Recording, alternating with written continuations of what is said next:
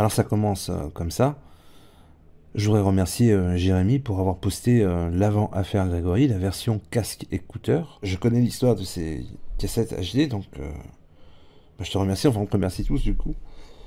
Et figure-toi que grâce aussi au travail de sous-titres, on a peut-être assemblé quelque chose. Et tout ça, ça a à voir avec les gendarmes d'Aumonzey. Ces fameux gendarmes qui passent en avril 83 aux alentours de 9h30 du matin, enfin 9h même, pour voir Monique. 30 minutes après la visite des gendarmes chez Albert, le corbeau téléphone, pas la peine de faire venir les gendarmes. On a l'impression dans un premier temps, dans la conversation, qu'il n'a pas téléphoné depuis quelque temps. Monique le targue un peu. Il parle aussi de la lettre déposée sous le volet, qu'il a même tenté de rentrer une fois dans le pavillon. Cet appel est un peu différent puisque il revendique officiellement, formellement, des méfaits. Cet appel va s'enchaîner avec Autocoussin et tout ce qui suit. Il accuse ensuite Monique d'avoir presque fricoté avec lui. Et puis il s'en prend à Albert en parlant qu'il couperait bien la corde s'il allait se pendre. Tous les Villemains se pendent, dit-il. Et puis il parle de la table d'écoute et ajoute « Je ne téléphone pas de chez moi, je peux traîner un peu. »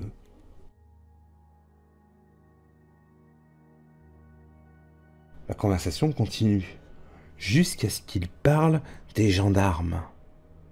Regarde, les gendarmes, ils sont bienvenus. Bah, ils peuvent bien venir. Qu'est-ce que ça peut te faire? Répond Monique. Ouais.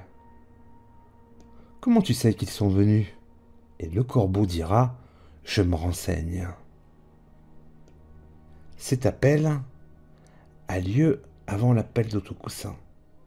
C'est donc une personne de Monzey qui a vu les gendarmes, qui a peut-être pris peur, qui téléphone au corbeau, qui l'a directement le jour où les gendarmes passent à Aumonzey. C'est un homme qui téléphone. Il n'est pas sur place. Peut-être la femme est sur place, qui a vu les gendarmes à Aumonzey, mais l'homme n'est pas sur place. Il peut téléphoner et recevoir des appels très rapidement. Je ne téléphone pas de chez moi, je peux traîner un peu. Évidemment, il peut bluffer. Mais une personne peut l'appeler. Puis là, je suis en roue libre. Comment faire autrement? Je rassemble les informations. Enfin, bref. C'est pas important. C'est marrant comme ce numéro nous ramène un peu à la vie des Villemain, Jacob, Laroche, des Thuriot, des Valence, des Poirot, des appartements vacants, du moins ce que je peux en savoir jusqu'en 68. La vie de Marcel Laroche là-bas, de sa femme Thérèse, de la mère qui était là au mariage, elle est sur la photo. Le père était trop malade déjà. Il y a quelque chose qui lie ce numéro à certaines personnes dans l'affaire. Mais Monique connaît forcément cette maison. Albert. Et donc ils ont croisé tous ces gens. En avril 83, quand les gendarmes sont passés à Aumonzey, il va téléphoner 30 minutes après leur passage. C'est la première fois qu'il téléphone, qu'il est aussi offensif.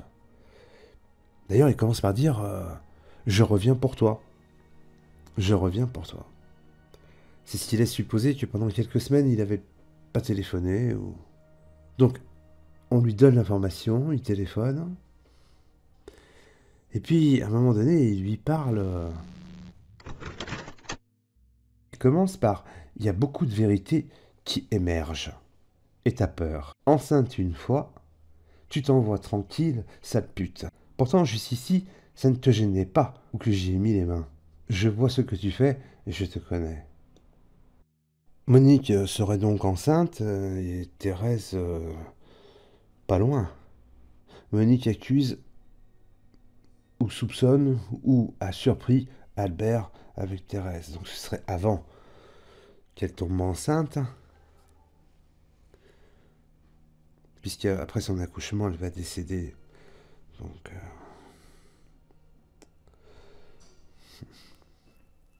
pour l'instant, il est difficile d'y mettre des mots, mais je retiens par association rapide le numéro de la maison. Marcel, Albert, Monique, Thérèse, les voisins. Alors je sais pas comment sont vraiment conçues les maisons, mais on y retrouve donc quelques familles, les Valence, les Poirot. Pourquoi il dit vous ne me trouverez jamais? Toutes ces histoires, elles commencent quand Marcel Laroche tombe malade. Et avant qu'il tombe malade, les médecins, l'hôpital. Pour donner un ordre d'idée, il rentre à l'hôpital, je crois, en décembre 81. Il décède en juin 82. Maintenant, remontons un peu dans le temps. Avant l'hôpital. Et avant qu'il tombe malade. Arrêt maladie, médecin, diagnostic. Ça pourrait nous ramener à mai 81, mai, juin, juillet 81. À l'époque, déjà, il est chez Louisette. Il y a une vieille histoire de lettres. Vous vous souvenez qu'après le décès de Marcel, on raconte que Monique et ses sœurs étaient parties chez Louisette chercher un courrier dans les affaires de Marcel. C'est alors que Bernard et Marie-Ange Laroche sont arrivés et qui ont stoppé cette opération. On raconte plein de choses sur cette histoire, puisque personne ne sait vraiment si ce courrier, premièrement, existe réellement. Deuxièmement, on raconte que c'est peut-être une histoire de dette. Merci de m'avoir rappelé que c'est bien Suzanne qui est derrière Louisette. Et c'est à l'époque où ils sont en train de... à la mort de Marcel Laroche, ils montent là-haut, les sœurs, pour aller chercher un courrier. On raconte qu'il y avait une histoire de dette, que Marcel avait prêté de l'argent à Albert. Je sais pas si tu te souviens. Et Marcel Jacob a dit c'est pas vrai parce que moi j'ai lu la lettre et il n'y avait rien de tout ça. Et c'est Bernard et Marie-Ange Laroche qui arrivent chez Louisette et qui virent Monique et... Je sais pas si c'était Suzanne ou... Oui, En ouais. fait, le mot de Marcel Laroche, c'était Albert me soutire de l'argent, il me fait du chantage. Mais visiblement, c'était pas Albert Villemain, mais Albert Jacob, son beau-frère. Il habite aux Yvelines à Granges Ouais, en c'est ça. 84. Bon, Voilà. Et lui, effectivement, il a été interrogé par rapport à la relation qu'il avait avec les Villemain et Laroche. Parce qu'il y avait, il avait retrouvé, c'était cette lettre que Monique cherchait, c'était la lettre que sa sœur avait écrite avant de décéder, qu'elle avait remise à sa mère, et, euh, et que Bernard Laroche, et qu'elle avait été surprise en train de chercher chez lui au moment du décès. Et je t'ai envoyé une copie d'un PV qui parle de ça. Et il y a une double interrogation sur ce courrier, puisque on se pose la question de savoir est-ce que c'est le même courrier euh, que cherchait, euh, ouais, que cherchait Monique. ouais. Merci Vanessa pour ce rappel, hein. Alors Albert, c'est le propriétaire de la maison de Louisette, hein. Albert, c'est l'un des frères de Monique, l'un des plus âgés, qui habite à Granges. Et lui, il est plutôt proche de Marcel Laroche. D'ailleurs, il a aidé à construire la maison de Marcel Jacob et Jacqueline. Alors, c'est une histoire de location. Une location à Marcel de la maison qu'on appelle la maison Louisette. Et entre autres, il devait faire des travaux. Et il n'a pas fait les travaux. On se demande pourquoi, du coup, Monique cherche absolument à récupérer ce courrier, puisqu'il y a une autre histoire d'un autre courrier de Thérèse. Avant de décéder, elle écrit une lettre à sa mère, que Marcel Jacob, lui, aurait lu. Alors, on parle de deux courriers, une histoire de maison, de dette, et une histoire d'une femme avant de décéder qui écrit un courrier. Il semblerait que Albert Jacob est le parrain de Bernard Laroche. Bon, le 16 octobre, il était chez lui. Marcel. Le corbeautage n'a pas démarré à sa mort. Je suis d'accord. Mais ce corbeautage démarre quand il est malade. Alors, j'aurais du mal à croire, en étant malade, que c'est lui qui prendrait ça en main. Ou même Bernard, son fils, puisque lui, à l'époque, il a... bah, au-delà que... on peut penser ce qu'on veut, mais il a beaucoup de choses à faire. Et ce corbeautage prend beaucoup de temps. Et il accompagne son père, en plus, construit sa maison, travaille en formation, si ça se passe bien ou pas bien avec sa femme, enfin, il y a plein de choses. Par contre, on en sait moins sur l'environnement de Marcel Laroche, qui était, lui, à l'usine, qui était là, qui avait l'air d'être très gentil comme personne, justement, et qui était là depuis toujours à l'usine et à Monzet, à la Cité Jaune. Il a perdu sa femme à l'accouchement de Bernard. Il est resté un temps à la Cité Jaune avant de déménager chez Louisette. C'est un père isolé. Mais est-ce que Marcel a été isolé toute sa vie? Au final, il perd sa femme assez jeune. Lui, il est jeune, il a un enfant. Mais sa vie d'homme. Qui étaient les amis de Marcel Laroche? Marcel Laroche, il n'a pas de famille, en fait, à Monzet. Je crois que ses parents, ils venaient de Troyes. Ils n'ont pas habité tout de suite à la Cité Jaune. Et après, ils sont restés jusqu'à la mort du père et de la mère. Marcel a récupéré l'appartement, et puis on connaît la suite.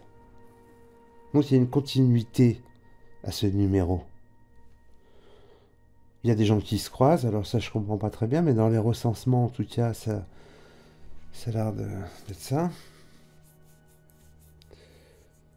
Alors même dans les recensements, il faut être prudent, parce que peut-être qu'on les lit mal, mais le numéro revient tout le temps, donc a priori c'est tout le temps le même.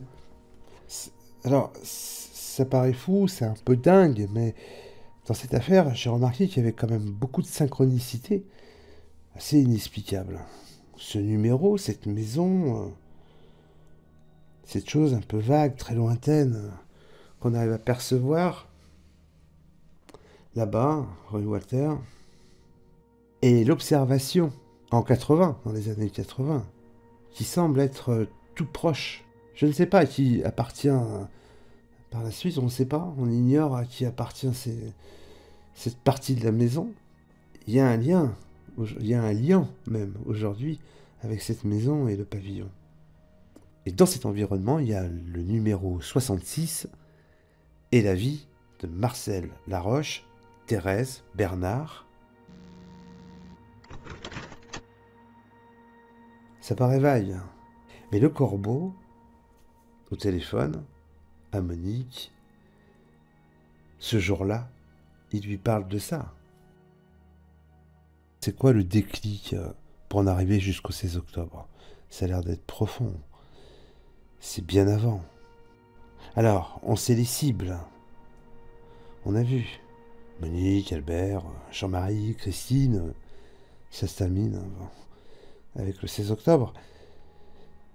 Mais qu'est-ce qui lui permet, une des personnes les plus proches à l'époque, autour de la famille Jacob et Villemain, entre autres, ce serait donc Marcel Laroche. On y avait pensé il y a très très longtemps, mais c'était pas aussi... c'est pas vraiment précis, mais c'est plus précis aujourd'hui avec les recensements, de loger la maison, de regrouper un peu ce qui se dit.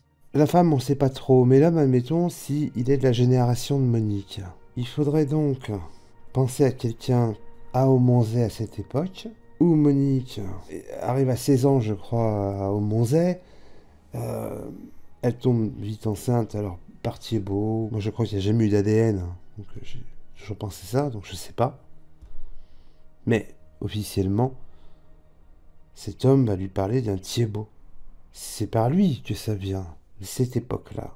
Ce qui est intriguant, c'est l'histoire de Thérèse. Ils en ont vécu là-bas. Monique, je ne sais pas pourquoi, mais elle dit dans sa famille, en tout cas à sa fille Jacqueline, il me semble, qu'un jour il a surpris Albert avec Thérèse. Ce serait donc dans cette maison.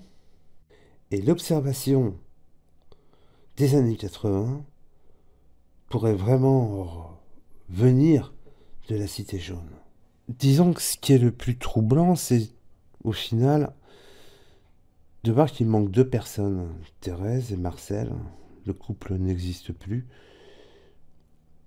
C'est un peu le début de ce corbotage. Mais ce corbeau, il fait référence quand même à une certaine époque. Et s'il parle de cette époque, avec Monique, ça ne peut se passer que chez Marcel. Marcel, lui, pendant un temps, il reste à la Cité jaune. C'est ce temps-là. Avant, avec sa femme, et au décès. C'est un ouvrier de la filature. Il doit avoir des collègues de travail. Et alors, je me demande s'il n'y a pas aussi une femme, après tout. Bon, on le présente comme veuf. A priori, il refait pas sa vie, mais peut-être qu'il a eu des liaisons à Aumonzey, des groupes d'amis. Le tour de passe-passe, c'est qu'on n'y pense pas puisqu'il est mort. Et alors, bizarrement, ça retombe sur Bernard Laroche, son fils. C'est comme si on se trompait sur Bernard, mais c'est comme si peut-être il y avait une route, une certaine vérité du début de cette affaire. Certes, ça paraît fou, je suis en roue libre, mais si je fais bien le rapport entre cette maison et le lien entre la famille Jacob, Laroche, Villemain, en termes géographiques, que je le vois en 1980, à l'époque de l'observation, sûrement à Aumonzey, qui pourrait vraiment être très très proche de la Cité jaune. Il y a des exemples. La voiture en hiver qu'ils ont poussée sur leur jardin, l'angle est tellement petit que un des angles qui fonctionne, c'est quand même la Cité jaune. Et ce serait donc l'ancien appartement de Marcel Laroche et de la famille Laroche.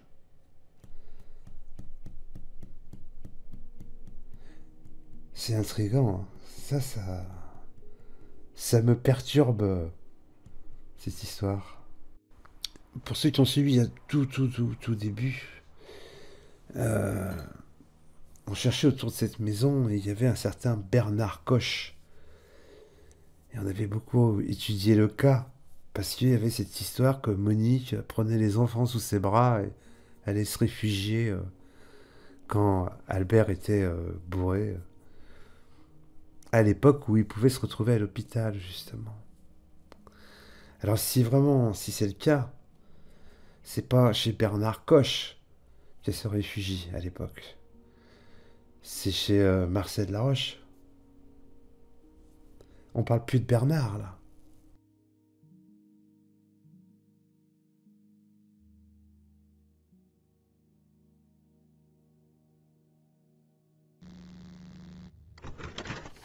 Quand je le dis comme ça, on a l'impression que Monique se retrouve dans les bras de Marcel Laroche, mais je pense pas ça non plus. Il faudrait imaginer, enfin, il faut recoller quelques morceaux là, et puis c'est vrai que ça fait appel aux personnes qui se souviennent bien de l'affaire et des détails. Tout ça, ça a à voir quand même avec la vie de la Cité Jaune dans les années 50, où il y a la famille Laroche, Thérèse. Alors, Monique est, à cette époque, est la plus jeune.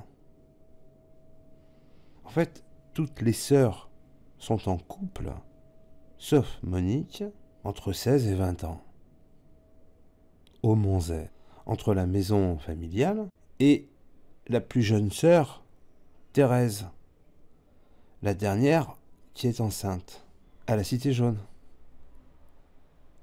Marcel, la mère de Marcel, avant que Thérèse tombe enceinte, se marie, enfin, il y a toute cette époque. Et puis Thérèse décède. Que devient Marcel chez lui, à cette époque, à ce moment précis? On pourrait peut-être imaginer que Monique est la, la plus jeune, et peut-être qu'elle elle avait pris l'habitude de venir voir Thérèse enceinte. Elle décède. Cette charnière là entre 1950 et 53 et la vie de Monique. Je vais vous dire en fait, même si c'est pas très clair et que je suis un peu en roue libre, c'est le travail là, celui-là est assez personnel. Je répète, j'y suis venu avec cet appel d'avril 83. Puis je me suis souvenu de tout ça, j'ai rajouté tout ce qu'on a trouvé depuis. Donc là, c'est une réflexion vraiment en roue libre pour l'instant. Mais j'avoue que ça m'avait déjà un petit peu intrigué et ça m'intrigue encore plus aujourd'hui.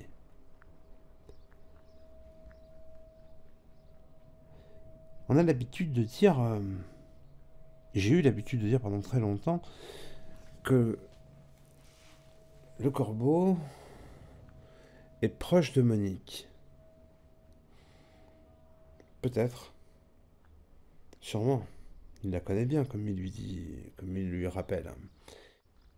Et si le corbeau était plutôt proche de Marcel Laroche, il serait pas très loin de Monique. Et de cette époque, début années 50, jusqu'en 53, avec Thiebaud, arrive Albert. Monique n'est pas très loin de cette époque, justement, c'est la plus jeune, adolescente, future femme.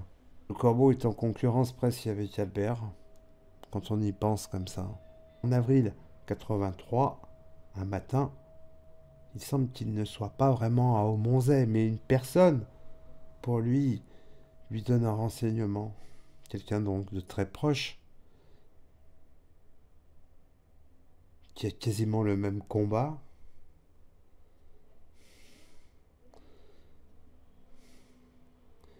Il y a une bascule dans cette affaire. Pour en arriver au 16 octobre, je ne sais pas comment, mais le début du début, il y a un signal qui donne le top départ. Avec tout ce que j'ai vu sur l'affaire, il ne me semble pas que ça peut venir vraiment des Villemains. Parce que tout roule. Du côté des Jacob, certes, il y a eu un décès. Il y a aussi Ollery, la fille d'Yvette. Et puis il y a le décès de Marcel. Un pilier d'Aumonzey, il est né là, il a travaillé toute sa vie à l'usine. Il s'est marié, il avait une trentaine d'années déjà. Mais après le décès de Thérèse, il est resté à Aumonzey. Sa vie ne s'est pas arrêtée. S'occuper de Bernard, mais avoir une vie d'homme. Une vie de travailleur, ouvrier, collègue.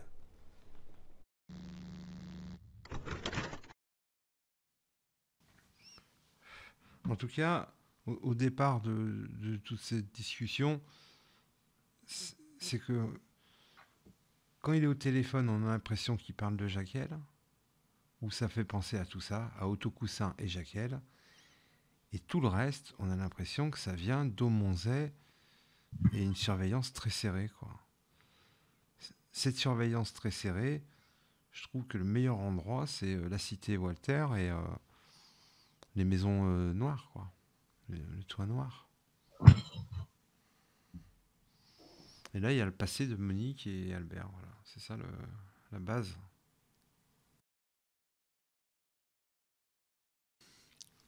On a quelques exemples, hein. Le premier, c'est quand il rentre de la balade avec Gilbert et tout ça. Mais il y en a beaucoup d'autres. Et puis après, tu as les secrets de la famille. Ça, c'est Aumonzey, ça. Avec le passé de Monique, qui est dans cette rue, en fait, hein, la rue Émile Walter. Donc, ce que je veux dire par là, c'est que cette allée-là, ils l'ont passée maintes et maintes fois, hein, Monique et Albert. Donc, la surveillance d'Aumonzey, s'il y en a une sur le pavillon des Villemains, franchement, toute cette partie-là est vraiment... c'est tentant, hein. Je suis d'accord, en fait, on a plus l'impression que c'est un peu plus permanent sur le côté Aumonzey que le côté Autocoussin, où là, c'est plutôt quelques éléments dissociés, en fait, qui n'ont pas forcément de sens les uns aux autres, alors qu'à Aumonzey, c'est vraiment une volonté de voir et de détruire la vie du quotidien d'Albert et Monique, quoi. Donc, pour pouvoir, comme je disais tout à l'heure, pour pouvoir voir ce qui se passe dans le jardin de Monique, il faut être tout proche et puis dire, ah, il se passe, les cons, ils sont en train de faire des conneries dans le jardin, on va les se moquer, quoi.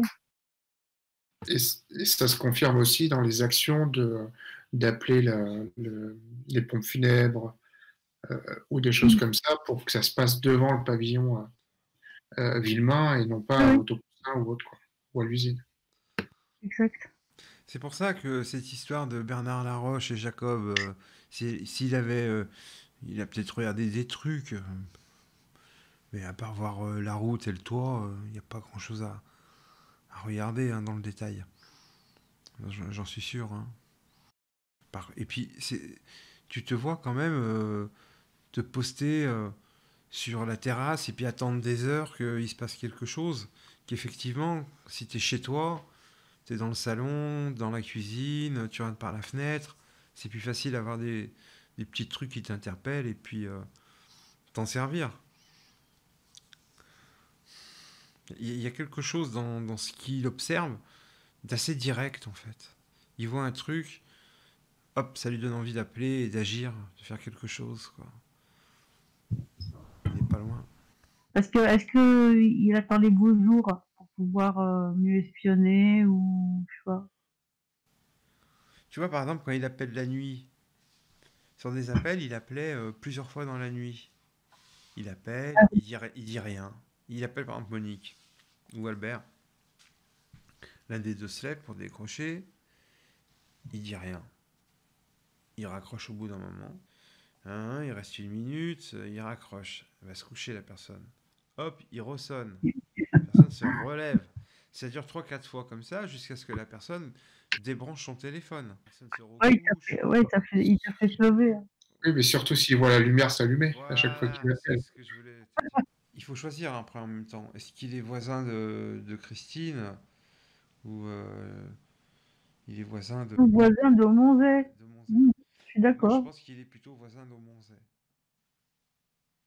Oui, pour les détails des trucs, je suis d'accord. Pour les détails des... Il y a quelqu'un au Montais. Mais le risque, c'est ça.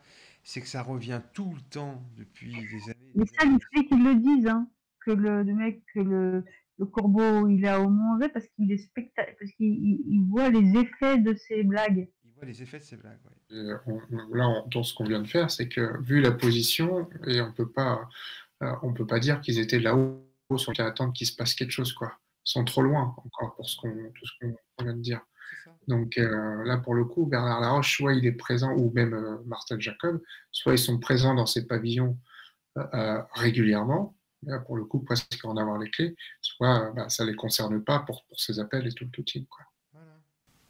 Voilà. On y est. Si on s'intéresse à la cité Walter, il y a quelques maisons qui sont en face du pavillon. Du coup, il est plus proche pour regarder des choses et rire de ses blagues que de Bernard Laroche ou Marcel Jacob. C'est exactement ce que je pense. Toutes les personnes ont travaillé ensemble à partir des débuts des années 50 jusqu'aux années 80. Je retrouve une Betty Poirot, Cité Jaune. Les prénoms ne sont pas les mêmes pour les noms de famille Poirot entre les années 50 et 68, mais ça reste le même nom de famille Poirot. Par contre, les enfants des deux époques ont le même âge de Jean-Marie, Jackie ou Michel, tous de la Cité Jaune. Famille Poirot. Voisin, donc, de Marcel Laroche. Collègue de travail. En 84, s'il est encore vivant, Gaston Poirot, il a 63 ans. Sa femme, 53. Chef et concierge. Ils ont donc travaillé toute leur vie avec la famille Villemin, Jacob, Laroche, Thuriot. Nous sommes les seuls à avoir ces infos de recensement et de pouvoir faire les liens. C'est déroutant parce que c'est des collègues de Marcel Laroche et il n'est plus là. La bascule que je cherche depuis longtemps, quelque chose, c'est peut-être ça.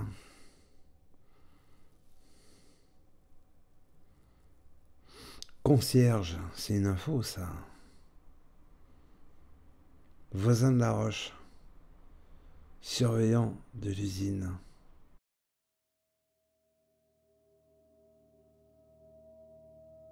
C'est la rue Walter dans les années 50.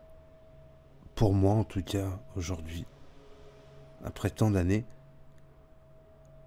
c'est que cet homme, peut-être la femme, mais en tout cas cet homme, fait référence à la rue Walter des années 50. Ouais. À ces numéros, on revient toujours sur les mêmes personnes donc. Les Valence, il y a du Georgel, du Aubry, du Accard. Cet homme en 83, il fait référence à ça. Aujourd'hui, il faut inclure la maison centrale, il semblerait, de Marcel Laroche. L'enquête parle toujours de la famille.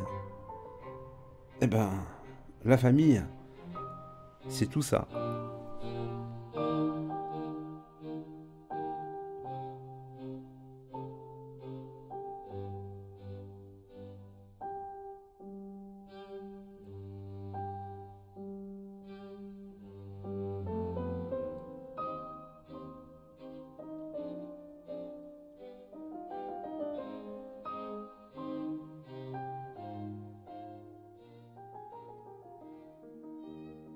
Je voulais ajouter une dernière chose. Ça paraît dingue, il faut pas m'écouter. C'est à propos des appels du corbeau et de la voix rauque qui avait du mal à respirer, qui semblait malade. Il semble qu'il y ait deux parties d'appels. Les Villemains qui reçoivent des appels et Liliane. La personne qui téléphone à Liliane ne semble pas être malade ou mal respirée. Ça paraît fou, hein. Je me demande si on n'est pas en train d'imiter une personne malade à l'époque de cette voix rauque. Et puis, Marcel décède et dans la même période, la voix change. Si c'est bien le même corbeau. Je sais, ça paraît fou, mais...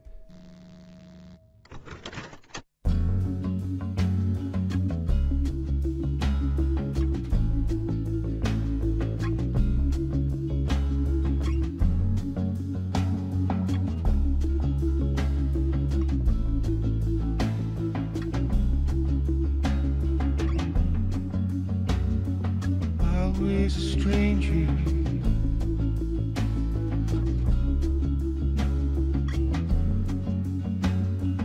Touch it, I reach you.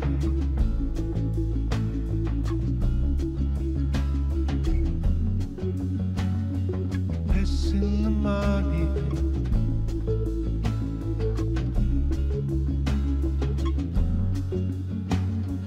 Pile on the water. My life is in flames and I'm always a stranger.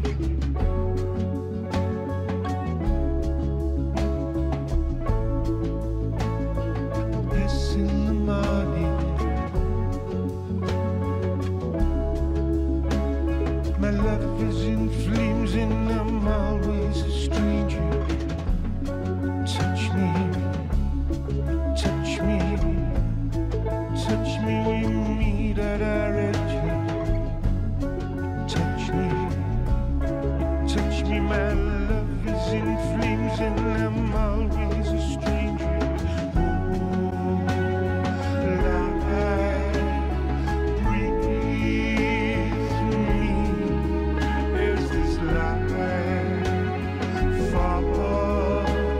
My love is in flames and I'm always a stranger.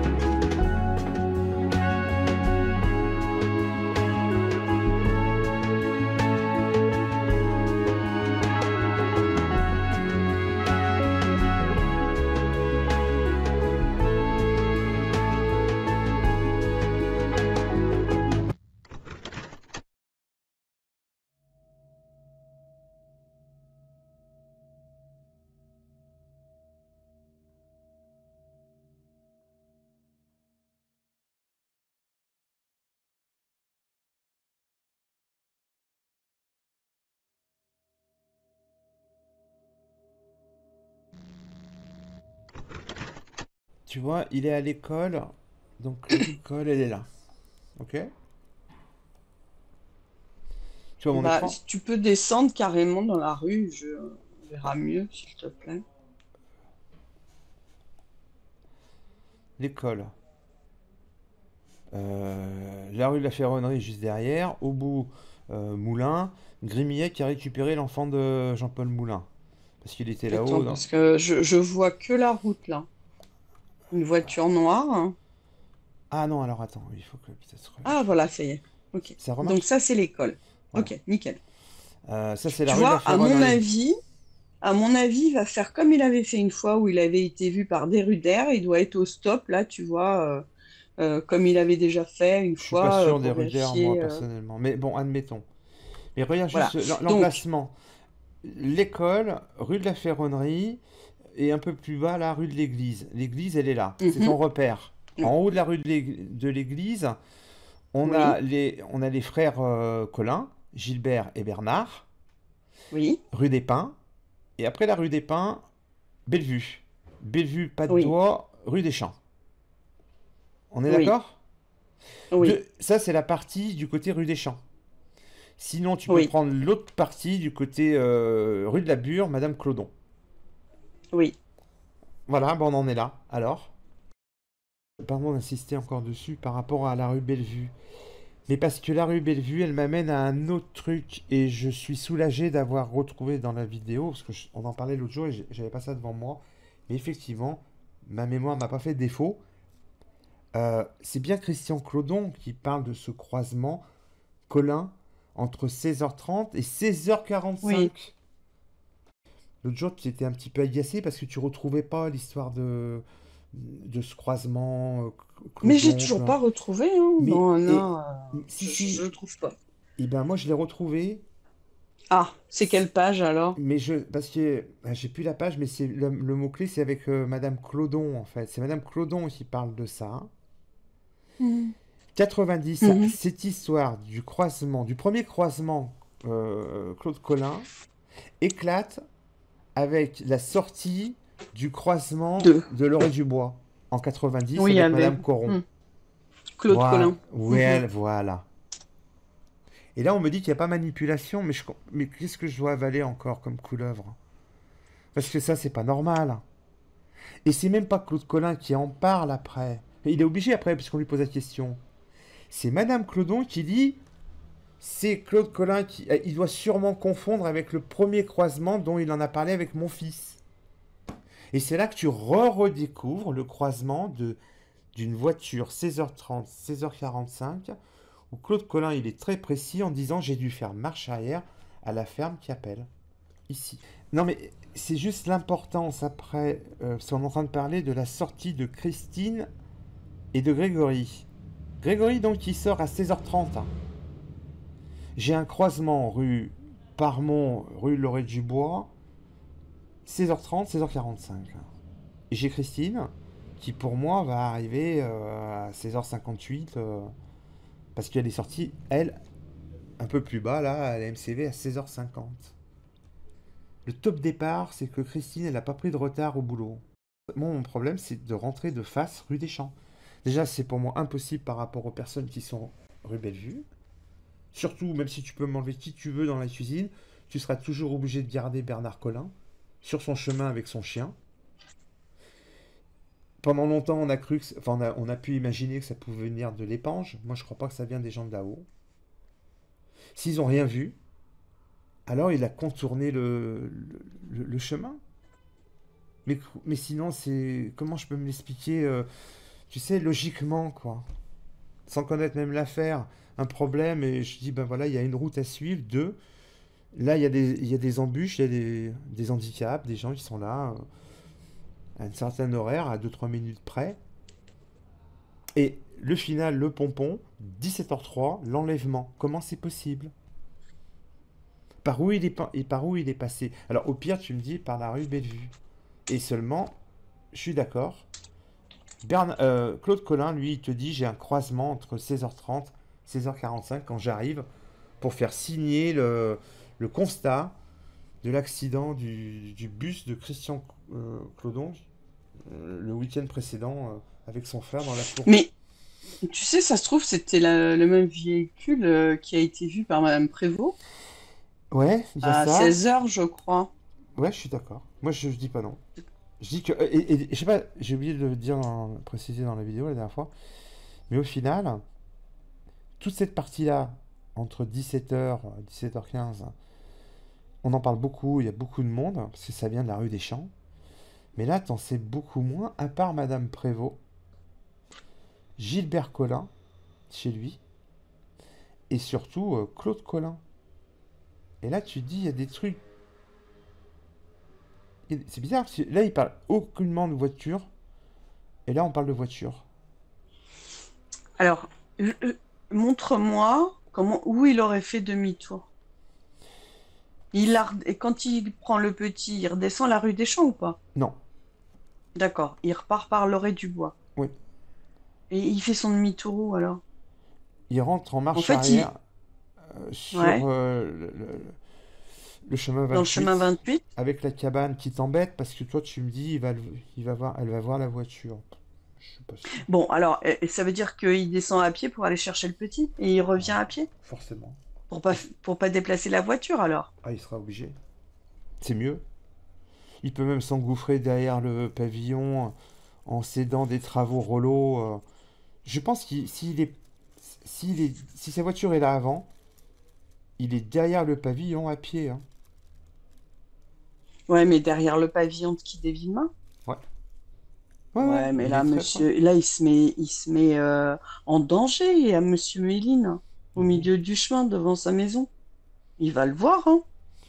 Non, non, Méline, il est en train de faire son tracteur hein, à Mais 17h. il est, Mais il n'est pas dans le garage, il est sur son, Ouais.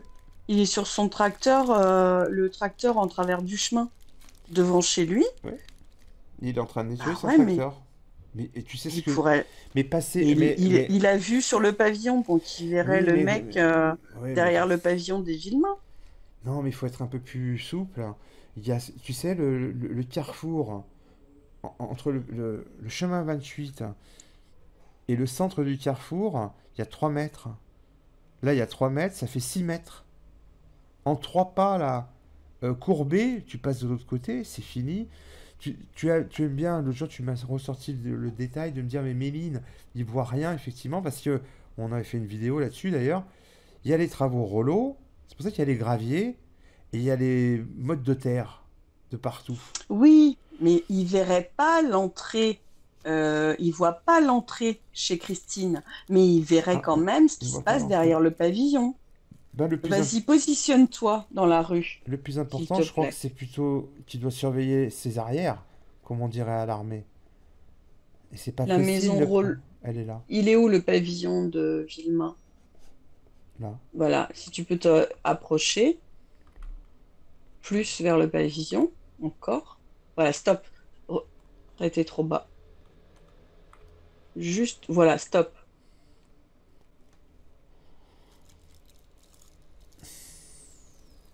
Tu vois, moi, c'est ça qui me pose problème. Là, je vois le Mais la, mais, chemin 28. mais la maison, Je vois le chemin 28 et le mec, il est obligé de faire un aller-retour à pied Hmm, pour traverser le carrefour. hmm, bah ouais. Non, mais je sais pas comment t'imagines le truc. Si par exemple il vient avec sa voiture par la rue des Champs et il bloque sa voiture là, quelques secondes, c'est aussi risqué que de traverser à pied en se courbant les chines le carrefour. Bah, Enfin, je veux dire, je c'est te pareil. dirais non, Ah puisque bon? il serait devant, il s'arrêterait vraiment devant l'entrée du pavillon. Et là, il a le petit, il a juste à descendre. Il prend le petit et il redémarre la voiture, il s'en va par l'orée du bois. Donc il est passé par la rue des Champs pour toi. Mais, Bah, c'est mais, ce que mais, je mais, dis, mais, ouais. mais, mais alors que devient Bernard Collin? Tu peux Mais pas me faire Bernard ça? Collin, il n'a pas encore quitté Ah non, Madame, mais oublie, je te dis que cette histoire de rue des Bols, je vais te retrouver la vidéo et je crois qu'on avait compris qu'il n'y avait pas ce chemin pour la voiture, en passant par des oui, Simons. Donc il ouais. n'y a que deux solutions. Ou tu arrives par la rue Bellevue, ou tu arrives par la Mhm, rue de la Bure. Il n'y a pas mm. une troisième voie, là, je vois pas, parce que la cartographie d'aujourd'hui, c'est la cartographie il y a 40 ans. Il n'y a que deux chemins pour monter, pour accéder rue des Champs. Quoi que tu peux dire sur Collin, Bernard Collin, à partir de quand il sort de chez lui, il sort d'ici, il sort de là, il prend ce chemin et il monte comme ça. Voilà le parcours Bernard Collin. Je vais aller au bout, pardon, voilà. C'est son parcours, ça. Il n'y a pas de... C'est tout droit. Donc, on me dit qu'il y a une voiture qui va arriver rue Bellevue obligatoirement. Si on annule du côté des Simons, il est obligé de passer par la rue Bellevue, le ravisseur, s'il arrive dans ce temps-là. Et ce temps-là, c'est Bernard Collin sur son chemin. Même s'il met 10 minutes Non. pour... Mais si, mais il me dit pas non. Moi, pour C'est bien moi, de me dire non. je le vois pas comme ça. Je Mais vois que je comprends le pas. mec, il est passé par la rue de Bellevue, il descend la rue de Bellevue, il arrive à la Patte d'Oie et il remonte Alors, la tu... rue des Champs. Mais quand il arrive à la Patte d'Oie, en fait, Monsieur Collin, il dit au revoir à Madame Grandidier. D'où il arrive par la patte d'oie? Où? Si ce chemin n'existe pas. Bah, la rue de Bellevue. Bah, si Non. tu me dis que la Baule, eh ben, il est passé par des Simons. Bah, il n'y Il a que fait, ça. il fait tout le Il passe tour comme... devant la maison Et de ce... Madame Grémillet là-haut. Ben, Claude Grémillet, en fait. c'est pas les mêmes horaires. Mais alors, que devient l'horaire de Claude Collin? On en fait quoi? De l'autre côté, là, à 16h45. Oui, mais ça, c'était C'est-à-dire à 16h45. c'est un Là, quart on est d'heure en train de... avant, c'est un quart d'heure avant l'enlèvement d'un enfant. Et c'est ce qui s'est passé peut-être il y a 40 ans. On va me finir par me dire non, c'est pas important. C'est la seule personne qui te dit à 16h30, 16h45, j'ai croisé une voiture. Bizarrement, Claude Collin, il va se retrouver dans une panade avec Clodon pour une autre histoire qui est abracadabrantesque d'un croisement à 17h15 à l'orée du bois, au moment où on tamponne la lettre. Oula, qu'est-ce qui s'est passé? Je fais tomber un carton. Je t'énerve peut-être, c'est pour ça, t'énerve pas. Non, non, non, je Non, m'énerve pas. mais c'est pour te dire, moi, c'est au-delà de l'affaire en ce moment, Vanessa. Voilà, c'est juste un problème de logique. Il faut choisir. On annule complètement Colin. On dit, bah, c'est de la merde s'il raconte. Il l'a dit, mais c'est de la merde. Et on part sur une idée, bah, il est peut-être passé par là, il est peut-être passé par là. La seule personne qui te parle, moi, je parle de cette voiture avant le drame. C'est la dernière voiture dont quelqu'un parle. C'est Claude Collin. Donc pour toi, ça, c'est la voiture du ravisseur, alors. Je finis par me poser réellement cette question, puisqu'on est dans un temps où Christine va sortir du boulot et Grégory est déjà récupéré par la nounou. Et puis moi, Mm. j'insiste sur un autre truc, de toute manière, qui est beaucoup plus loin. C'est cette histoire. C'est grâce à ça que, quelque part, j'insiste maintenant sur l'orée du bois. C'est avec ce pneu crevé, en l'hiver 82, là, à 20h, quand Albert monte voir sa belle-fille, il va pas parler de Mhm. voiture rue des Champs. Et là, ce jour-là, il y a bien quelqu'un qui crève un pneu. Alors, sa voiture, elle est Mhm. garée où? Parce que là, il n'a pas beaucoup de choix. J'ai longé les parcs à vaches. J'ai eu le temps de me cacher derrière deux lampadaires, il y en a deux. Il y en a un derrière la cabane du veau, et un qui fait face au pavillon. Ils y sont toujours d'ailleurs. Alors là, tu vois, ça m'a troublé parce que Albert, s'il était garé rue des Champs, il aurait vu donc la voiture garée quand même. Il parle pas d'une voiture garée, hein, Albert, hein. Ça, c'est en 82. Mm. Ouais. C'est entre 19h et 20h. C'est où est sa sortie ce jour-là? Il n'est pas monté à pied, hein. Je pense qu'il a utilisé petit à petit la rue de l'Orée-du-Bois. Mm. Mais c'est surtout par rapport à Claude Collin, qu'est-ce qu'on en fait? Je l'ai redécouvert ce passage au final, en me disant, mais il manque un bout là quand même. Le bout, c'est que au procès en 90, je sais pas ce que tu en penses d'ailleurs, ce truc là qui arrive en 90 avec ce croisement, pour moi je trouve ça vraiment bizarre. Ça vient des avocats Villemain, et on oublie ce croisement de 16h30. Mais 16h30, à l'époque, tu annules complètement Bernard et Muriel, hein, si tu pars dans ce principe. Mhm. Ah bah oui, c'est pour ça que j'ai des doutes sur cette histoire, sur la manière dont aujourd'hui ils essaient de te faire vivre leur propre histoire. Mais quand ils nomment l'affaire officielle, ils font ou ils n'ont pas le temps, ou ils font exprès, je sais pas, de mettre de côté des choses. Qu'est-ce que toi tu en penses au final de Claude Collin? C'est par là que tu devrais un jour passer parce que dis-moi après tout, est-ce que toi tu as un doute là-dessus? Moi je crois qu'il a croisé quelqu'un là-haut. Non, mais moi, par rapport à ça, je me pose pas de questions. Je pense que vraiment, il y avait déjà une surveillance qui était en place. En Donc, plus on me dit tous, en plus. après, si c'est la voiture du ravisseur ou d'un complice, ça c'est autre chose. Mais moi, je pense que c'était le même véhicule qui devait déjà être à 16 heures devant la maison de Madame Prévost. Donc après, à 5h moins le quart, à 16h30, on le retrouve. C'est 16h30 ou 5h moins le quart devant Eh la ferme ben, Capelle? lui, il dit à partir de 16h30. Et moi, je mets toujours un petit laps de temps, tu vois, s'ils n'ont pas la montre dans la tête, hein. Donc, c'est pour lui, ce qui est sûr, c'est à partir de 16h30, jusqu'à ce qu'il est arrivé. On part de la base que c'est 16h30 parce que Christian Clodon, lui, il doit faire son ramassage scolaire. Donc, À lui, 16h30. voilà. Il Donc, c'est. part à 16h30, je crois. Non, non, Oui, si, non. c'est ça. Mais c'est pour ça que c'est important. Qui Donc parle la de. voiture a été vue avant. Non, parce que. Ah Attends, non! non. C'est Claude Collin, quand il arrive à la ferme, le premier truc qu'il va dire, c'est ça. Je suis en retard parce que j'ai dû faire demi-tour, j'ai laissé passer une voiture et tout ça. Et c'est à Christian Clodon qu'il le dit. Mais Christian Clodon était déjà parti. Alors, a priori, non, il a discuté avec Colin. Mais il n'a pas le Bah temps alors de... ça veut dire que à 16h30, ça veut dire que à 16h30, il était encore sur place, alors qu'il est censé se faire les ramassages scolaires à 16h30.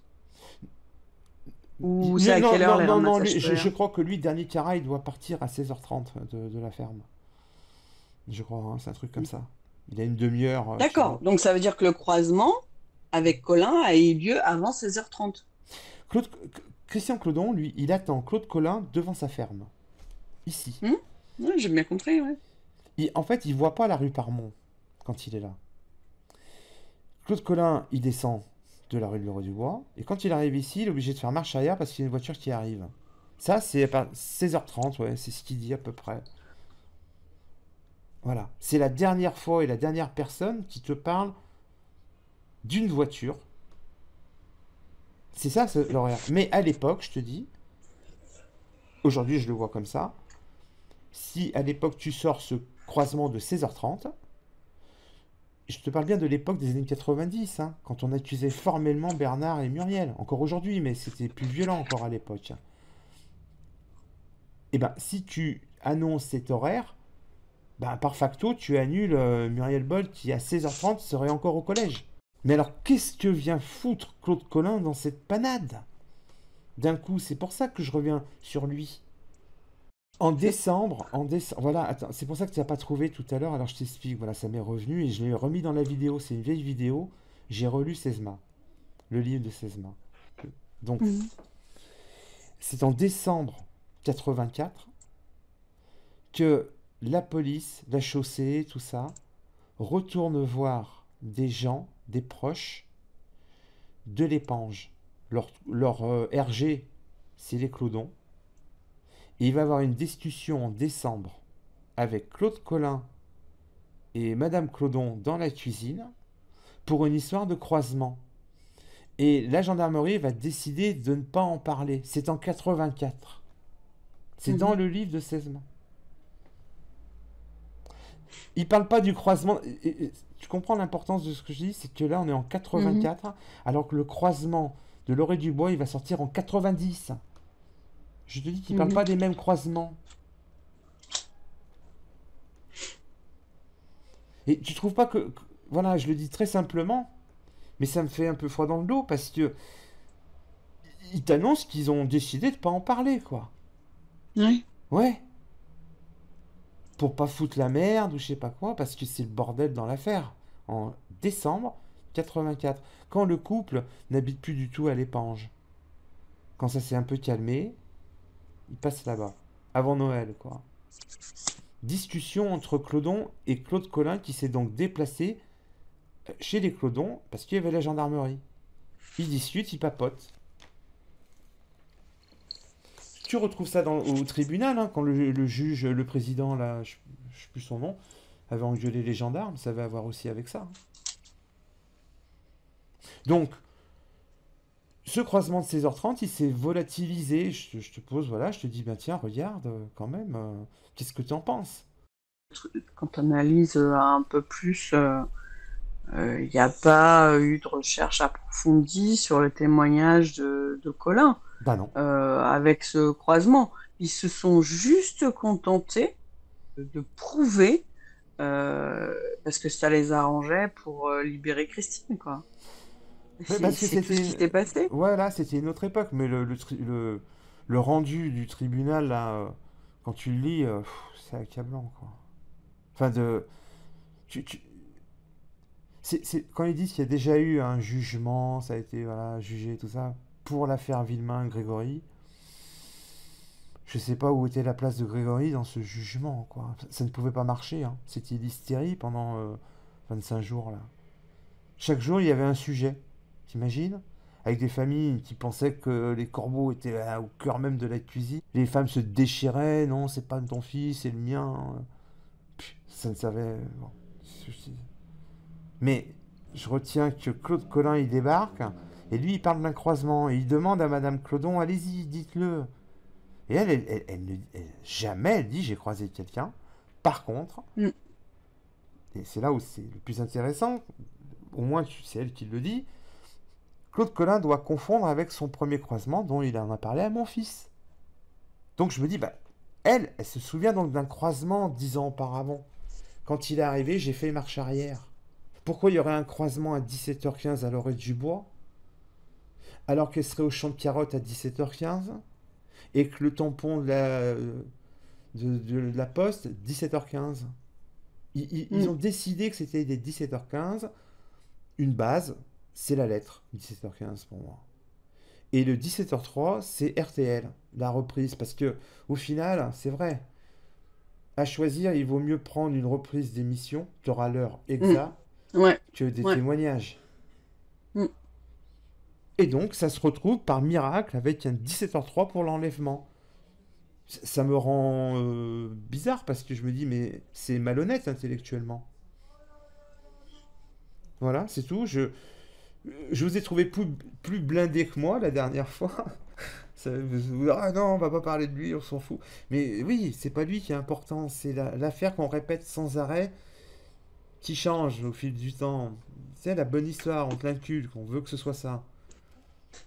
Ça change rien après dans l'affaire, je pense qu'au final, je suis pas sûr qu'ils vont trouver quelque chose, Vanessa. Voilà ce que je pense au final. Même ADN, c'est un truc que je ne comprends pas, leur histoire d'ADN. Je suis désolé, je suis pas spécialiste, mais la dernière enveloppe qui est postée à l'épange et qui est fermée, l'enveloppe du côté collant. Là, ils n'ont pas trouvé d'ADN, là. Enfin, je sais pas. Tu trouves pas ça étrange?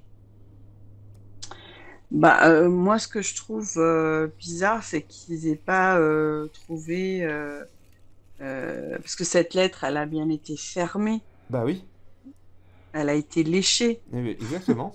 Bah voilà. donc il y a un ADN là-dessus. Bah oui.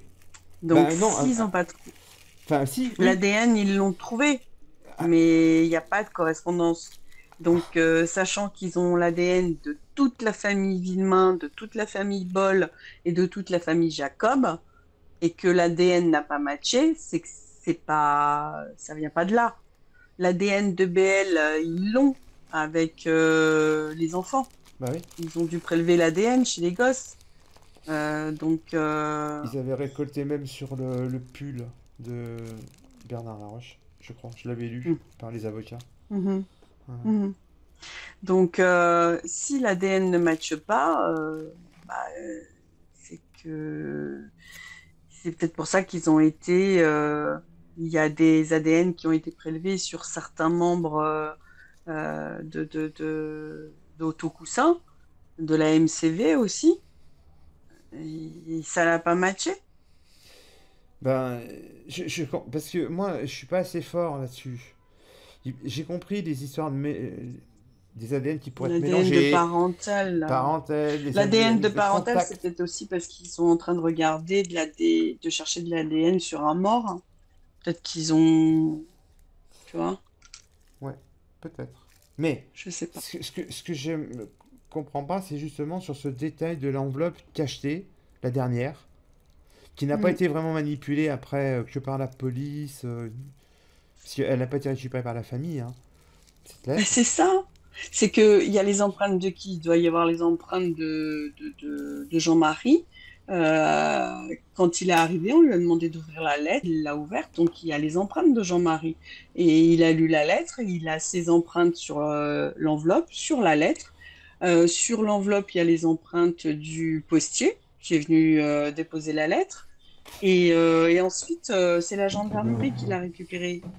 Donc, il n'y a pas cette lettre et cette enveloppe, ce que je disais la dernière fois, elle n'a jamais été remise entre les mains de la famille Villemain. Euh, voilà, elle est partie directement, elle a été prise directement par la gendarmerie. D'accord, tu me fais Donc, penser à un truc, c'est elle a... que t'as Hein? raison. Tu me fais penser à un truc, c'est t'as raison sur comment quand attends, ils ont reçu, enfin c'est Sesma qui monte là-haut et il l'ouvre devant le Jean-Marie ou c'est Jean-Marie qui l'ouvre. Ouais. Mais bon, donc lui, comment il fait pour ouvrir il va tirer l'enveloppe. Il va passer. Des fois, moi, je pouvais passer mon doigt tout- sur toute la longueur pour ouvrir l'enveloppe. Je sais pas. Oui. Tu vois Ouais, comment ouais. je veux dire? J'introduis un peu le doigt sur le début Oui, oui, oui. Et du puis rebord et après je tu tire comme ça. soulèves. Voilà. Donc Ouais, là, il pourrait avoir déjà l'ADN de Jean-Marie par contact, par ouais. exemple. Ok. Voilà. Moi, j'ai compris l'histoire des mélanges, du contact, parenthèse, tout ça. Bon, j'ai compris un peu les fonctionnements. Mais ce qui m'a mis un doute, c'est l'histoire de Michel. Parce qu'au départ, c'était annoncé, attention, vous allez voir, on a retrouvé des trucs de Michel et tout. Mais c'est pas du tout comme ça, en fait, entre les lignes. Il suppose 40%, peut-être, ah bah peut-être Michel. C'est un peut-être, hein, pour de l'ADN, si j'ai bien compris. Ça, je sais pas, je trouve ça vraiment bizarre. L'ADN, normalement, ça Mm. devrait être oui ou non. Tu comprends? Je veux dire, pardon, j'arrive pas encore à en parler quand je te dis que je trouve cette affaire. Finalement, je vais sortir de l'enquête et de penser autrement et de trouver ça quand même troublant avec les médias, les journalistes, les enquêteurs, les familles. Je sais pas. Ils cherchent un truc, je sais pas, je sais pas ce qu'ils cherchent. Évidemment, ils vont dire on cherche l'assassin. Mais si du moment ils te disent bah, c'est Bernard et Muriel, mais Muriel elle était là mais elle est pas là, c'est quand même un comble d'entendre cette histoire. Muriel elle est là mais elle est pas là. Et j'ai réécouté un vieux truc en 2017. Alors en 2017 c'était encore il avait dit autre chose. Elle était là à corps défendant, comme si Bernard l'avait Mm. carrément enlevé quoi. Mm. Et maintenant elle est là, mais elle est pas là. Jacqueline. Mais cette partie-là adhésive qu'on dit qu'on lèche pour fermer cette enveloppe, ils ont bien dû l'analyser, l'ADN. Bah, je pose la Si question. ça n'a pas matché, pourquoi est-ce que... Hein? Bah oui, je pose la question parce que oui, je suis d'accord. C'est-à-dire que c'est dans le mot, dans la manière dont ils disent. Pour l'instant, c'est mélangé. Il y a 4 ADN, on peut aller jusqu'à 3. Il nous manque le quatrième. On va avancer techniquement. Je te dis très simplement, c'est ce que j'ai D'accord. compris à peu près, quoi. Il doit y avoir qu'un ADN. Exact. Ben voilà, c'est ce que je voulais te dire, exactement. Il n'y aurait pas de problème normalement de mélange là, normalement. C'est ça. Voilà, on est d'accord. Je Après, comprends qu'il y ait des mélanges au niveau de oui, l'enveloppe, de la manipulation voilà, on de est d'accord. l'enveloppe, Oui, mais au niveau de la partie oui. collante de l'enveloppe, bah, soit il y a l'ADN parce qu'elle a été léchée, soit bah, c'est quoi? C'est Mais il n'y a pas ça. tu mouilles ton doigt, tu peux mouiller aussi ton doigt et puis passer ton doigt sur le ruban collant et fermer l'enveloppe. T'es pas obligé de la lécher. Oui, tu peux faire ça aussi, oui, évidemment. C'est-à-dire que il n'y a pas que ça. Pourquoi ils parlent pas des... J'ai pas de nouvelles de la lettre de Cornélie. Tout le monde s'en fout et moi je la trouve hyper importante. Ouais, Il n'y a pas la ouais, je lettre. suis d'accord. Il n'y a pas la lettre pour avoir Ouais, menacé celle le juge de Lambert. lui dit le Je sais pas corbeau pourquoi. de l'éponge. Et voilà, je sais pas pourquoi ils en parlent pas Mais normalement. pourquoi ils en parlent pas? Bah je sais pas. C'est comme si elle figure nulle part. Ouais. C'est comme si ça n'avait plus aucun intérêt, quoi. Ouais. Pourquoi il n'y a pas eu des recherches sur cette enveloppe à Mais attends. Cornélie? Ah, mais C'était bourré d'informations. dans le détail, j'ai compris qu'ils avaient retrouvé. Alors c'est un truc là, ils ont retrouvé de l'ADN sur les lettres Nicole qui avaient été envoyées chez les Nicole. Tu sais, les Oui. beaux-parents Magron. Oui. Oui, ils ont sorti une blonde avec des yeux. Voilà. Donc ça veut dire qu'ils ont travaillé au moins sur les lettres de l'Aveline, certaines. Ils disent Oui. qu'ils ont travaillé sur au moins 23 lettres. Je crois, je sais plus, mais 23, je crois que c'est le chiffre. Je ne sais pas si dans ces 23, parce que c'est beaucoup, moi j'en connais que 5-6 au final dans cette histoire, moi, de courrier. Ouais. Ouais. Et qu'est-ce qu'ils ont pris? Est-ce qu'ils ont pris les courriers que recevaient les Laroche aussi? Sûrement pas. Je pense qu'ils ont... Parce que ça, on sait d'où ça vient. Tu vois? Donc, Ah bon? ah bah oui. C'est qui? Eh ben, il y a Serge Garde, c'est le mec que j'apprécie l'un des plus dans l'affaire. Parce que lui, il a fait un bouquin vraiment incroyable de reconstitution. Il travaille sur les lettres qu'ont reçues les Laroche.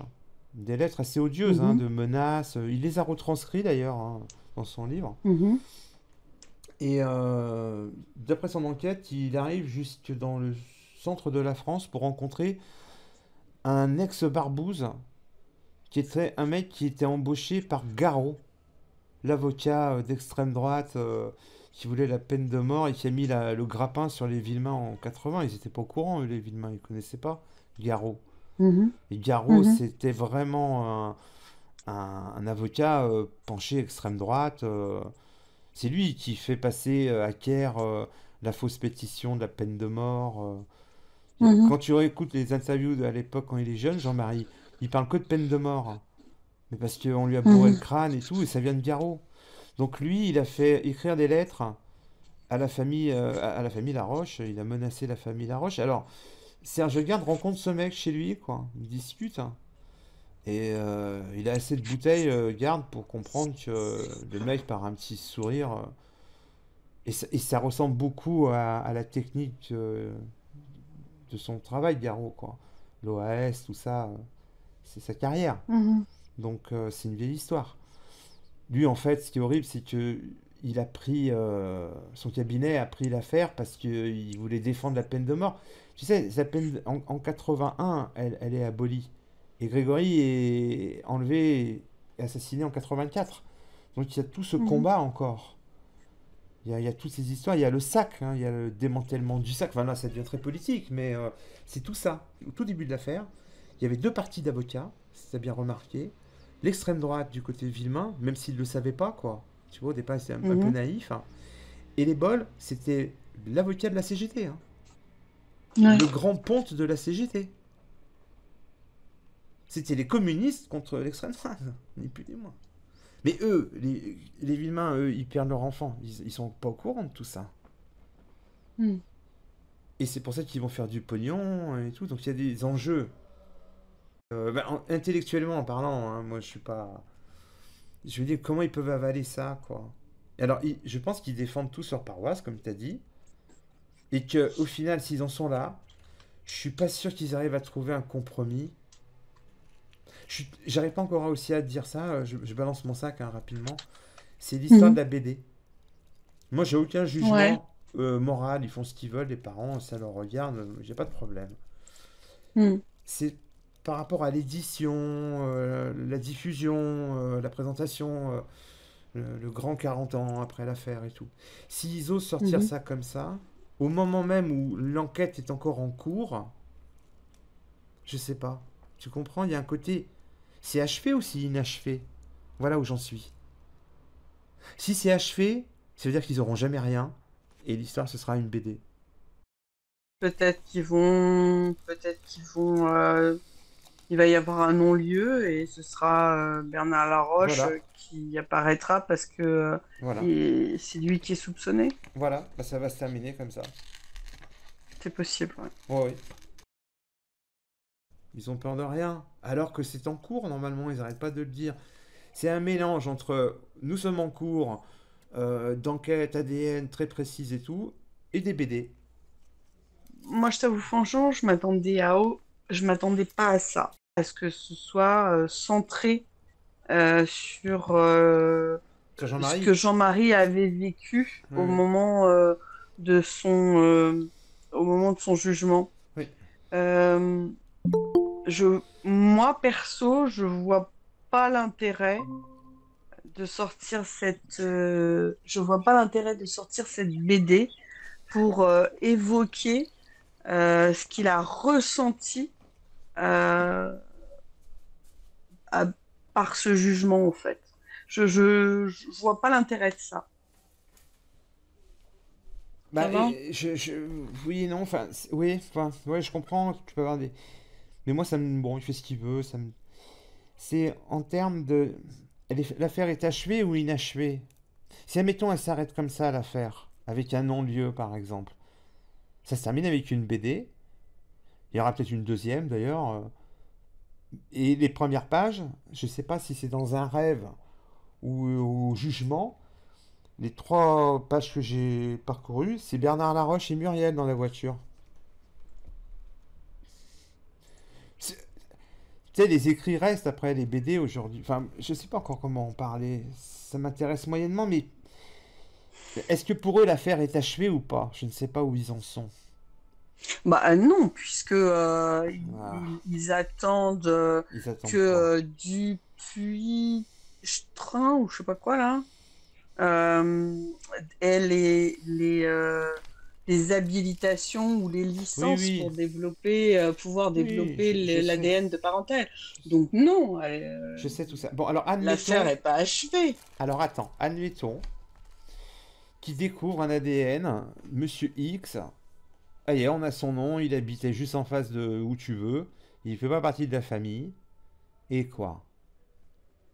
Ils vont aller au bout d'un truc qui serait un rebondissement.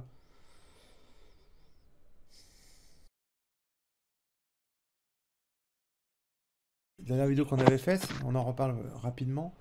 C'est que s'il arrive par le haut, donc le prompt privilégié, tout ça, et s'il veut se Mhm. retrouver de l'autre côté, les spins, il faut qu'il fasse tout le tour. C'est envie de faire tout le tour. Comme si tu allais déposer tes courses, quoi. Pardon de le dire comme ça, mais c'est pas vrai, c'est pas vrai. S'il arrive par la rue Moncey, c'est vrai que là, en face, vu que les maisons. Il y a une photo là, je vais la ressortir là maintenant, là, où on voit bien le pont Belay. C'est vrai qu'en face, là, c'est toutes ces maisons qui étaient vides. En rénovation. Elles étaient même pas en rénovation, elles étaient délabrées, quoi. Alors là, je me dis quand même, il est bien là. Arrive l'histoire du courant, parce que s'il le dépose à l'Espine, il y a un problème ici, là, il y a un truc qui peut peut-être embarquer le corps. Le problème, c'est que le corps, il se retrouve là, posé là. Je me demande si, au final, c'est pas mieux de le faire partir de là-bas, le corps. Il pourrait aller Ouais, tout droit. après le pont, c'est pas possible hein, avec le courant parce que tu as le courant sur la gauche de l'image là. Parce que tu as un gros déversoir tout à gauche. Ouais, ouais, là, là. À gauche, à Non, non, droite, à l'autre droite. côté. À Ah gauche, non, oui, là-haut. oui. Et celui-là, il crée beaucoup de courant. Donc si tu le mets après le pont, hein, quand Ah tu viens de la rue non. Moncey, à mon avis, il vient là. Ouais, ouais, non, non. Moi, je pense qu'il est plutôt dans Donc cette zone. pour moi, en fait, il est vraiment largué plus haut dans la rue Moncey là. Ou plus haut. Et en fait, il fait un tout droit, quoi. À partir de l'angle de la courbe, là, Ouais, tu c'est vois. possible aussi, Où voilà. la courbe, elle Ah commençait, ouais, là. ouais, c'est possible aussi, hein. Et tu Mm. vois, je pense qu'il est là, il est pris peut-être dans un jardin, là. Tu sais l'usine de papeterie en face là. Mhm. Ouais. Et il aurait pu être déposé de là, non? Alors ça, c'est les premières histoires dans les années 90 à l'époque de Tines. Moi, quand je me suis Ah, intéressé à l'affaire, j'ai connu par cœur cette partie-là. ah d'accord. Derrière la cabane des pompiers, le Barba. Tu déposes Grégory ici. Il y a 30 centimètres d'eau.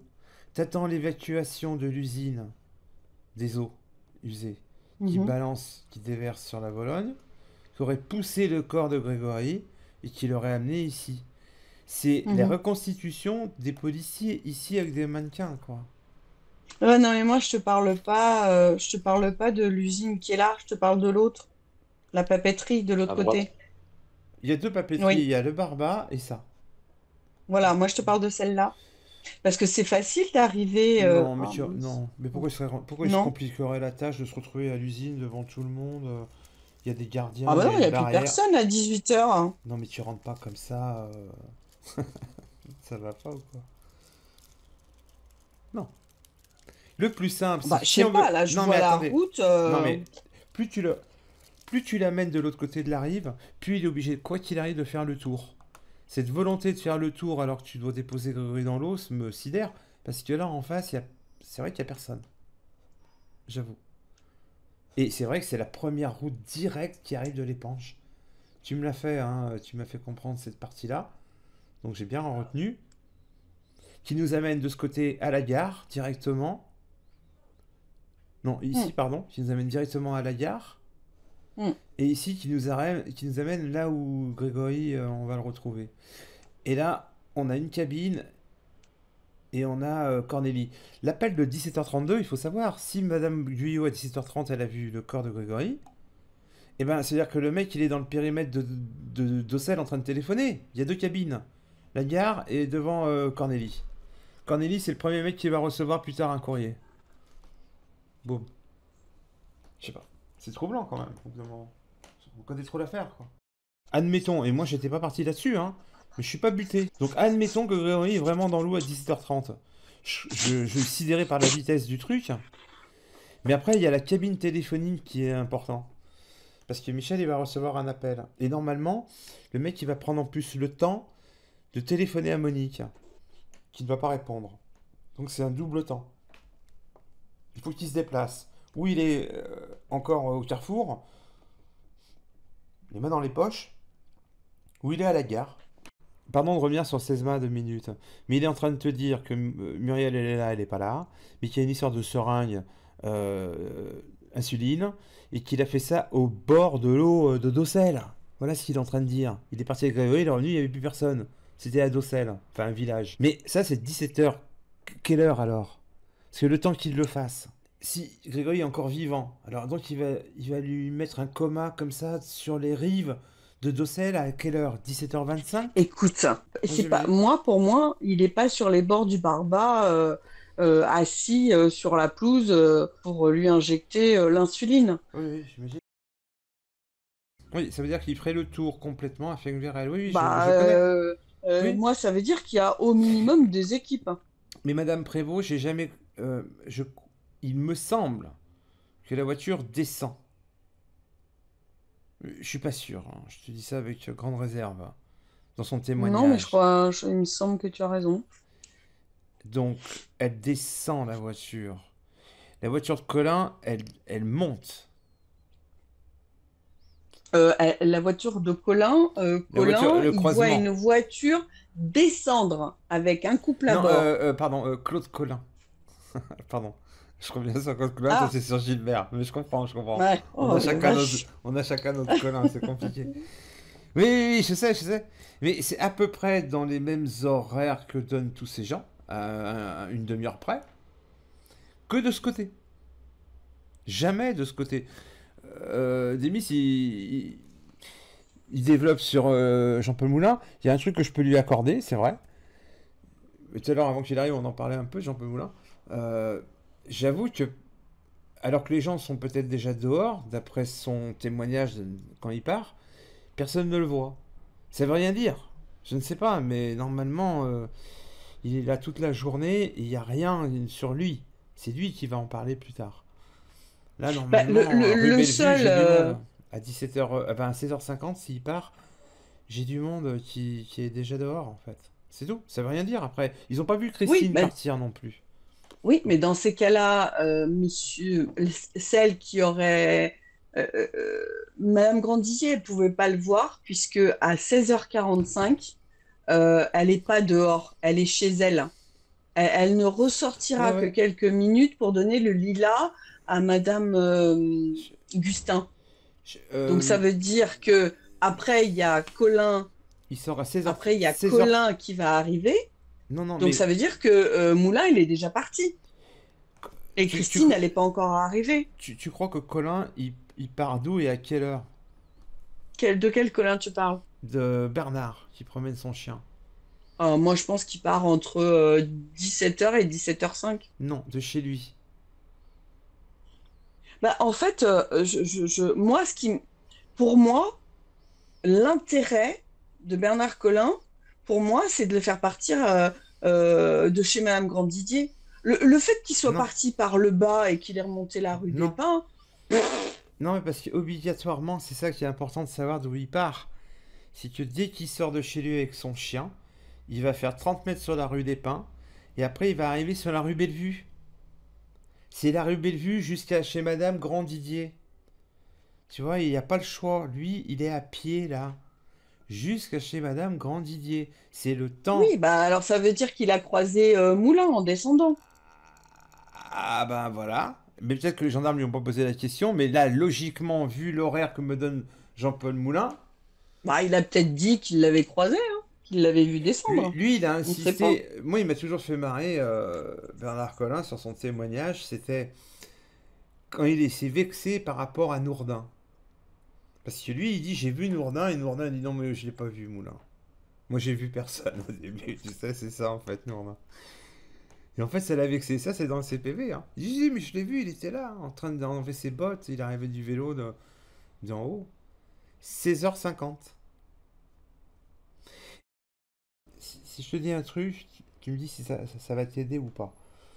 Euh, Petit à petit, je pense sérieusement, c'est peut-être important au final, plus important qu'il me paraît, que Christine arrive avant 17h. Et il y a longtemps, je m'étais même pris la tête avec R à l'époque et tout, parce que j'insistais sur un détail et je finis par le comprendre petit à petit. Pour une coquille de Kerr, Jean Kerr, qui avait noté que numéro 1, numéro 2, tu vois, des étapes ce jour-là. Arrivée, Christine, 17h, pas de doigt. Elle croise Godel, le gendarme Godel. En fait, c'est pas le gendarme Godel, c'est Nourdin qui a la vue. Et si Nourdin, il est arrivé à 16h50 en train d'enlever ses bottes avant de rentrer chez lui, il en avait plein les pattes, il range son vélo et tout, ça, c'est entre 16h50 et 16h55, au moment où Christine arrive. C'est pas 17h. Non, c'est Si, pas possible. mais si, mais c'est Non. dans Anacrime. Il me dit pas non. C'est Bah, dans Anacrime. Christine voit Nourdin. Dans le Paris Match de Jean Kerr, c'était Godel. j'ai pas dit non pour ça. J'ai Ah. dit non pour les horaires. Tout est parti sur le 17h03 avec Jean-Marie. Je l'avais déjà lu, mais bon, c'est le moment d'en parler et de faire la vidéo. 17h03, c'est à voir avec RTL. Si vraiment on prend au pied de la lettre, Madame Grimillet, c'est 17h pile, elle a dit. Le temps que Christine elle arrive là-haut, jamais pour moi elle pourra se mettre à la radio à 17h pile ou l'émission à 17h03 où l'émission reprend. Et la police m'a au moins appris un truc, c'est vrai que c'est mieux de regarder l'horaire de l'émission qui va reprendre avec une horloge bien précise que des témoignages qui sont à 1 ou 2 minutes près. Et donc ça change la donne. Je rajoute aussi un autre problème qui est vraiment alambiqué, et tu le connais aussi, c'est le problème de la chaudière. C'est comme ça que je le comprends petit à petit. Elle est arrivée bien avant 17h, Christine. Et elle s'est retrouvée devant la radio, les chaussons aux pieds, le fer à repasser allumé à 17h03, à la fin de la publicité et du retour de Philippe Bouvard. 17h03. C'est pour ça qu'il parle de 17h03. Parce que c'est implacable. Elle n'a pas mis 3 minutes pour tout mettre en place. Je n'y crois pas. Voilà. Et donc c'est un peu plus subtil. Et ça, alors au début on ne le comprend pas. Mais franchement, j'imagine qu'ils peuvent s'arranger pour sortir un petit peu avant. Le but c'était grand maximum 16h50. Il y a une histoire de train. Il y a 400 nanas qui doivent prendre le train avec un train qui arrive à telle heure. Ils peuvent gratter 2-3 minutes. C'est à savoir avec Nourdin qui, lui, c'est le mec qui n'est pas apparu dans l'histoire. Pour sa carrière, pour tout ça, quoi. Et ben, a priori, c'est Madame Grandillier qui en parle. Monsieur Collin qui se vexe. Parce que Nourdin, il veut pas apparaître. Lui, il l'a vu 16h50. Il est en train d'enlever ses bottes. Il en a plein le dos. Il revient de sa sapinière, là-haut.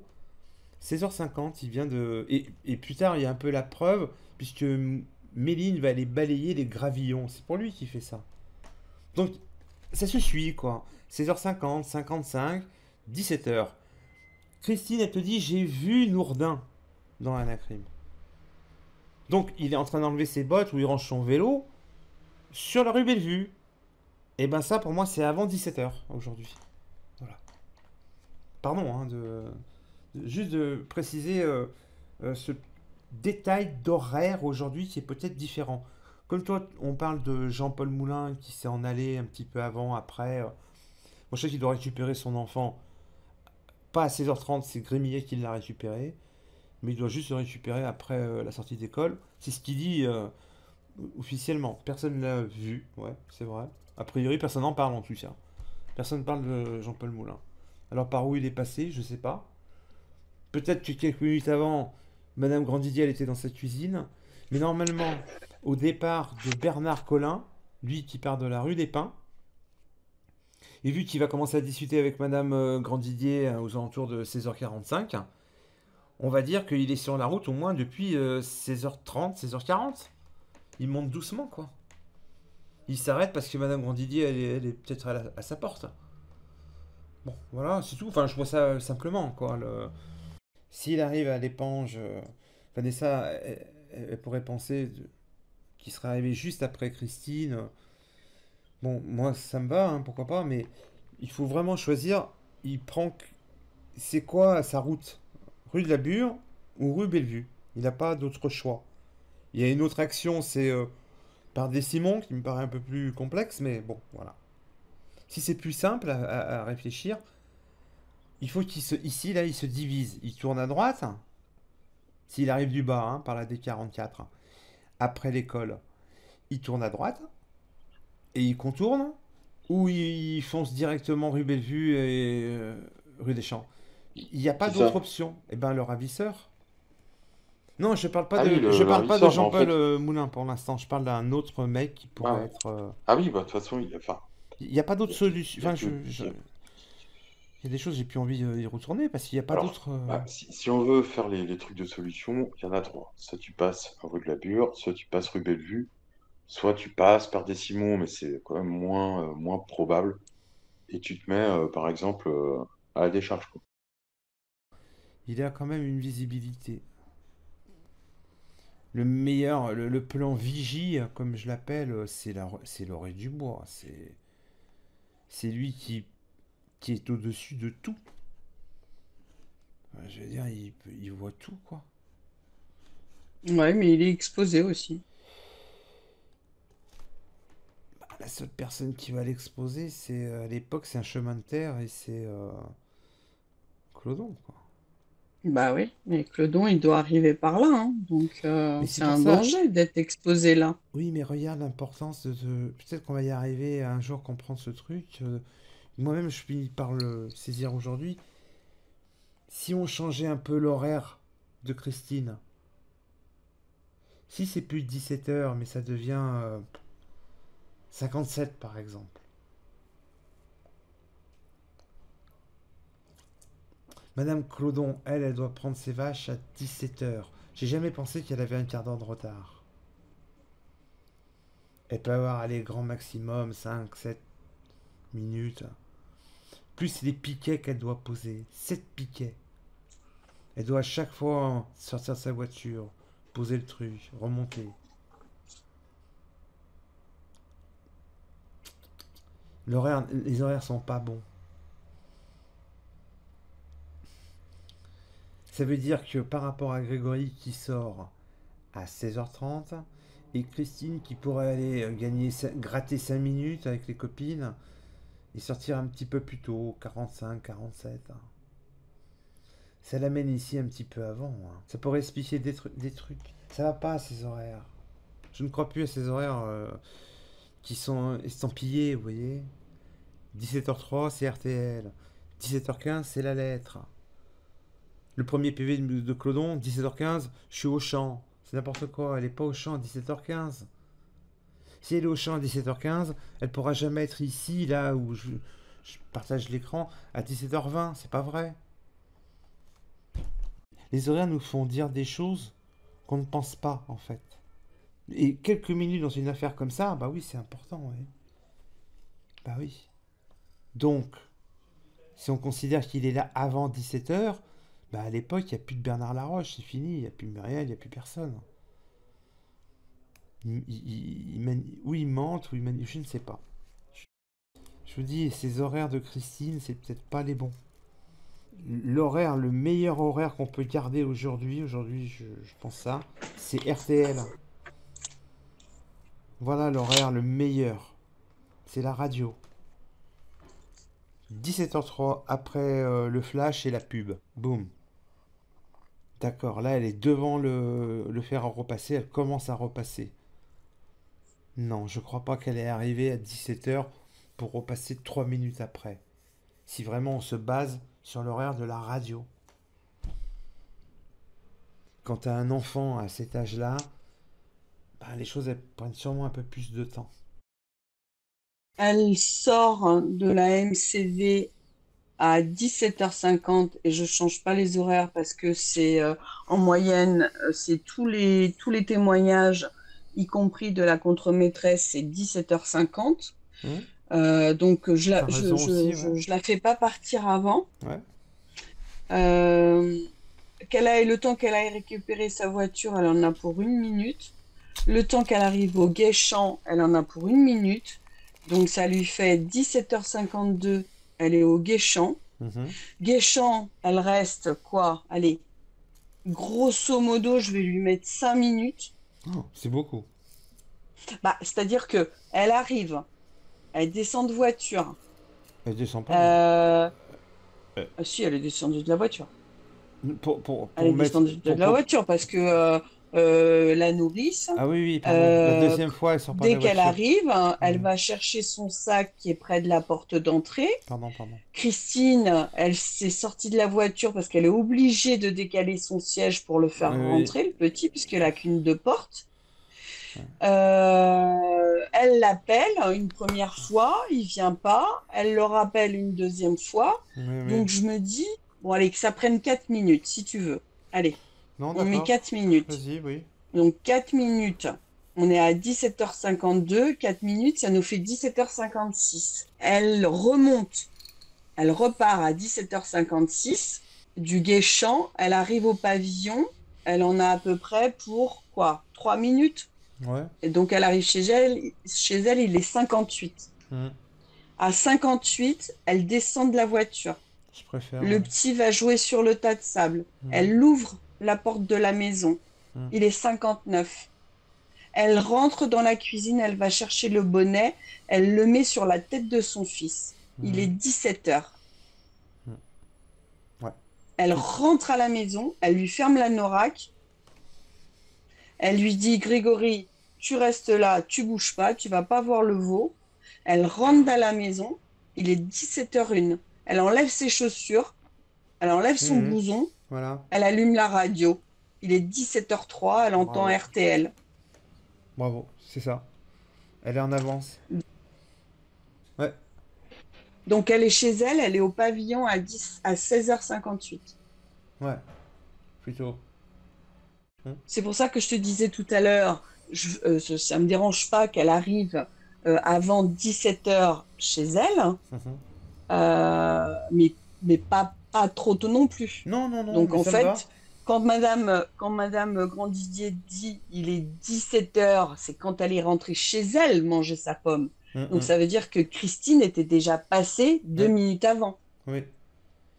Et Christine te dit, j'ai vu Nourdin.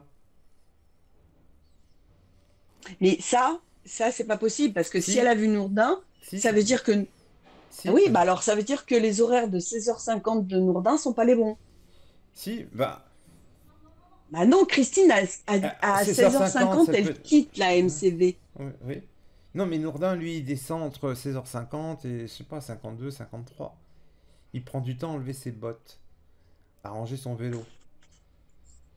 Je te dis, il y avait une coquille où il y avait une assistance vraiment sur j'ai croisé Godel, c'est pas Godel, c'est pas le gendarme Godel, c'est Nourdin. C'est lui qui était en vacances, qui a prolongé son séjour. À cause de sa voiture, accident de voiture, prolongé son séjour. C'est la lettre et l'appel de Cornélie. Ça m'a toujours Mm. interrogé cette histoire. Ouais. Mm. Toujours. Et je te rappelle que le corbeau de Lambert, il signe le corbeau de l'épingle, et tu le sais. Enfin bon, voilà, ça m'a toujours Mm. interrogé. Mm. Donc, je sais Ouais, pas. mais visiblement, il n'y a eu aucune recherche là-dessus. Hein. Non. Et il y a une Il embrouille. n'y a rien dans un. Et, bah non, c'est. Enfin. C'est juste quand tu les mets côte à côte que tu comprends qu'il y a eu un problème. Parce que c'est quand j'ai capté les Colin qui se fâchent parce que Nourdin il dit non mais moi je l'ai pas vu. C'est obligé qu'ils se sont croisés. C'est que Nourdin il veut pas apparaître. Et c'est le porte-parole de ces groupes, ce petit groupe, c'est Madame Grandidier. Colin, il va jamais se déplacer au procès. Madame Grandidier, elle va jamais être convoquée. Colin, lui, va être convoqué, il va pas venir. C'est le seul qui, quoi qu'il arrive, du moment qu'il est sorti de chez lui, rue des Pins, jusqu'à sa balade, sur les 20 minutes, là, il ne peut pas quitter la rue Bellevue et la rue des Champs. C'est pas possible. C'est long, 20 minutes. C'est le seul qui n'a pas une habitation sur la route et qui promène son chien. En haut de chez Méline. Et lui, il y a cette histoire de Madame Clodon qui dit, bah, il y a Monsieur Méline, il y a Monsieur Colin. Bon, on peut situer ça, voilà, 17h15 alors. Ou un petit peu avant, je sais pas. C'est à peu près ça, oui. Enfin, moi, je pense. C'est pour ça que la rue des Champs, elle est vraiment occupée. C'est un terrain de guerre occupé. Pour moi, je le vois comme ça. La rue de la Bure, c'est le seul endroit où il te parle qu'il y a des voitures. Et ça vient de 2 personnes différentes. Madame Prévost, enfin 3 personnes. Madame Prévost, Gilbert Collin, Claude Collin. Claude Collin, c'est la dernière personne qui te parle d'une voiture au plus proche de l'enlèvement. Au plus proche et au plus... et dans le terme de l'horaire, enfin en horaire et dans la géographie des lieux. C'est vrai. Et ce truc disparaît, mine de rien. On pourra jamais... C'est vraiment l'un des choses qui est vraiment chiante parce que ça peut être avec les caractères des gens aussi.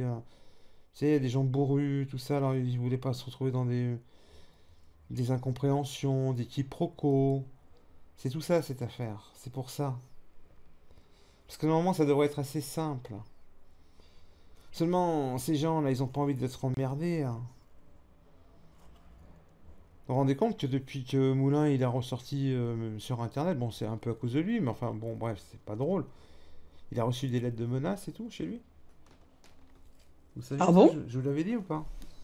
Sur les lieux de l'enlèvement, sur une cartographie très froide, évidemment qu'ils vont compter les gens qui sont là, présents, sur le quart d'heure. Sur le quart d'heure, c'est les gens qu'on cite depuis, voilà, la rue Bellevue, Méline.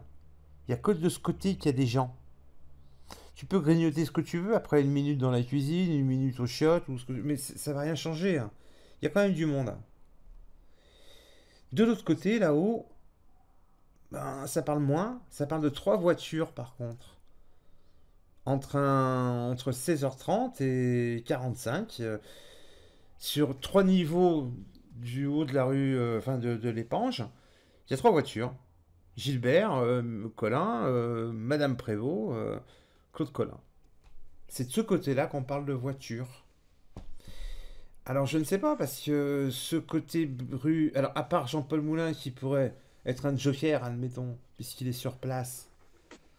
Mais lui, je sais pas, qu'est-ce qu'il fait là dans cette histoire, du coup? Parce que sur le terrain, ça peut à la limite fonctionner, je te dis pas le contraire, hein. Mais Le ça... truc le plus flagrant, c'est quand c'est le jour de l'enterrement de Christian Olry. hmm. Il fait chier Lionel, il lui fait peur et tout. Ça, c'est le truc le plus flagrant, quoi. Le mec, il voit bien qu'il est pas là, il voit bien que le gamin, il est tout seul, et il le fait chier, il lui fait peur. Il sait très bien où sont partis les autres. Et puis, s'il n'est pas à l'enterrement, c'est que c'est pas quelqu'un de la famille. Mais après, pour le courrier, justement, bizarrement, il y avait cette faute d'orthographe. Sous les volets des Villemains. En fait, excuse, Ouais. je vais juste resituer le contexte. C'est que lui, il a une sœur qui est mariée et qui vit à Docelles, pas très loin, c'est les HLM là, à Docelles, Ouais. pas très loin de du café de Cornélie. Ouais. Il a un frère qui, lui, est marié avec une Villemain haïenne. Voilà. Et ils habitent rue Parmont. Mais c'est la femme de son frère qui s'appelle Voilà, comme ça. voilà. Donc, merci Vanessa. Et cette belle-sœur, sa mère, euh, elle est, elle est domiciliée aussi à l'Épange. Elle est à 500 mètres de chez... euh, Du pavillon. C'est ce que je te dis, derrière Parmont. voilà. Voilà. Bon, C'est devant Parmont, c'est ça. voilà. Donc, le seul courrier qu'on connaît, glissé sous le volet du pavillon Villemain, c'est celui-là. Mais il y en a eu un avant, qu'ils ont perdu. Mais en fait, la mère donc Bonamy, il a un frère qui s'appelle Jean-Luc, d'accord? Mhm. Ce frère, il est marié avec une femme qui porte le nom Villemain, Ayenne, ok? Oui, oui. Le truc, c'est que dans cette histoire, après le décès de Grégory, la mère, de la femme de Jean-Luc, reçoit un appel téléphonique de quelqu'un qui se fait passer pour le corbeau, parce qu'il dit ici le corbeau. Il lui dit tu me connais pas, mais dans très peu de temps, tu vas apprendre à me connaître, hein, Oui. espèce de conne. Oui, Voilà. voilà, c'est ça. Et lui Bon ami, et Jean-Philippe et donc Jean-Philippe Bonamy dira qu'il n'est pas au courant que la mère de sa belle-sœur a reçu ce coup de Ouais. téléphone le soir. Ouais. Il dit, c'est pas moi qui ai téléphoné, même pour plaisanter, pour me faire passer pour le corbeau. Hein, Parce qu'il dit que ce soir-là, il a quitté son travail chez Découvre la R à 21h et qu'il a regagné le domicile directement chez ses parents. c'est ça. C'est par rapport à ça qu'il est interrogé, mais il n'y a pas Ouais. d'histoire de famille, il n'y a pas d'embrouille. Ah, mais merci d'avoir tout resitué, parce que pardon, c'était loin, mais il y a ça. Mais par contre, je m'étais souvenu quand même d'importance que c'est dans le courrier sous le volet qu'il y a une faute d'orthographe. Au départ, c'est pris pour une faute d'orthographe, mais quand il y a eu l'enquête qui a été creusée, là, il y a eu ça. Ce qui résonne, je sais pas, puisqu'on parle de l'éponge un peu. Parce qu'il y a eu un courrier avant que les Villemains ont reçu sous le volet, a priori. 2 courriers, donc. Et là, je sais pas, j'ai jamais su ce que c'était. Mais le Villemain, c'est peut-être pas une faute d'orthographe. Enfin, je sais pas, il y a peut-être quelqu'un à l'épanche qui s'amuse avec. Je sais pas. Les noms. Enfin, je sais pas. J'imagine que c'est pas peut-être important, mais il y avait ce petit détail. Ce détail-là, il y a également une autre femme qui travaille à la MCV avec Christine, et pareil, le nom s'écrit Ayenne, c'est Villemain aussi. C'est vrai qu'il y avait une femme aussi. Une collègue de travail de Christine, C'est vrai. Gisèle Villemain. Et moi, j'ai pas trouvé de rapprochement Ouais, avec les entre autres. cette Gisèle Villemain de la MCV et la belle-sœur de Bonamy, par exemple. Ouais, ouais.